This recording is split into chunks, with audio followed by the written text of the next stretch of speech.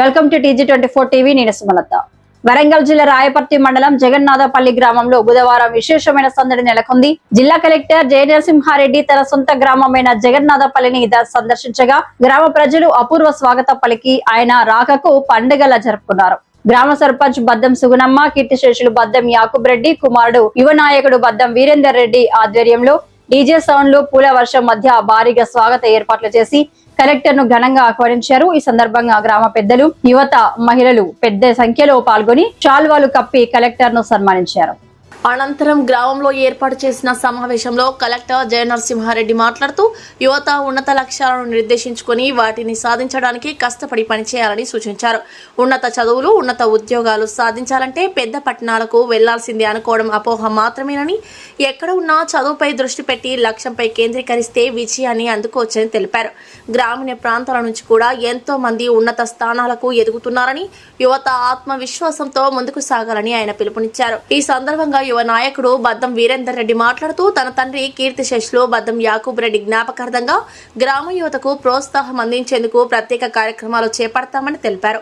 ఉన్నత లక్ష్యాలను పెట్టుకుని ఉద్యోగాలు సాధించేందుకు కృషి చేస్తున్న గ్రామ యువతకు ఉచిత స్టడీ మెటీరియల్ తో పాటు అవసరమైన ఆర్థిక సహాయం అందిస్తామని హామీ ఇచ్చారు. గ్రామంలోని ప్రతి యువకుడు కలెక్టర్ జె నరసింహారెడ్డిని ఆదర్శంగా తీసుకుని సన్మార్గంలో నడవాలని సూచించారు. ఆల్ ఇండియా స్థాయిలో ప్రతిష్టాత్మక ర్యాంక్ సాధించిన అనంతరం స్వగ్రామాన్ని సందర్శించిన కలెక్టర్ జె నరసింహారెడ్డి తన బిజీ షెడ్యూల్ మధ్య సుమారు 2 గంటల పాటు గ్రామంలో నడిచి ప్రజలతో ఆప్యాయంగా పలకరించడం గ్రామస్తులను ఎంతో ఆనందానికి గురిచేసింది. గ్రామంలోని వృద్ధులు, మహిళలు, యువతతో కలెక్టర్ వ్యక్తిగతంగా మాట్లాడి వారి సమస్యలు, అభిప్రాయాలను తెలుసుకున్నారు. ఈ సందర్భంగా గ్రామ ప్రజలు, యువత నాయకులు కలెక్టర్ జె నరసింహారెడ్డి తమ గ్రామానికి ప్రత్యేక సమయం కేటాయించి వచ్చి ఆశీర్వదించినందుకు హృదయపూర్వక కృతజ్ఞతలు తెలిపారు. గ్రామ అభివృద్ధికి ఆయన మార్గదర్శకత్వం ఎల్లప్పుడూ ఉండాలని కోరుకున్నారు. ఎటువంటి కనెక్టివిటీ ఉండదు.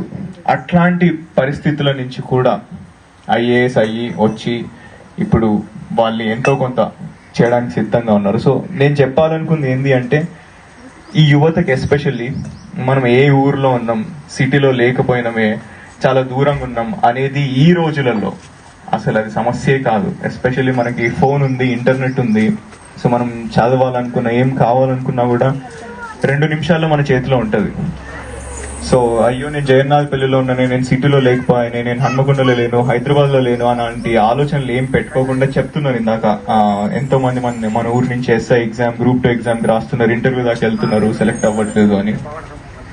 సో వాళ్ళకి నేను చెప్పాలనుకుంది ఒకటే, మీరు ఏ ఎగ్జామ్ ఎప్పుడు ఏది రాయాలనుకున్నా కూడా ముందుగా ఆ ఎగ్జామ్ కి సంబంధించిన ప్రీవియస్ ఇయర్ క్వశ్చన్ పేపర్స్, అంటే ముందు సంవత్సరాల్లో వచ్చిన క్వశ్చన్ పేపర్స్ చూసి ఎట్లాంటి ప్రశ్నలు అడుగుతున్నారు ఆ ఎగ్జామ్ లో, అది ముందుగా మనకి అవగాహన ఉండాలి. ఏ ఎగ్జామ్ కి, ఏ పరీక్షకు మనం సిద్ధం అవ్వాలన్నా, ఫర్ ఎగ్జాంపుల్ ఒక క్రికెట్ మ్యాచ్ ఆడే ముందు ఫస్ట్ పిచ్ ని చూస్తాడు, అసలు ఎట్లున్నది, బాల్ పడితే ఎగురుతుందా లేదా.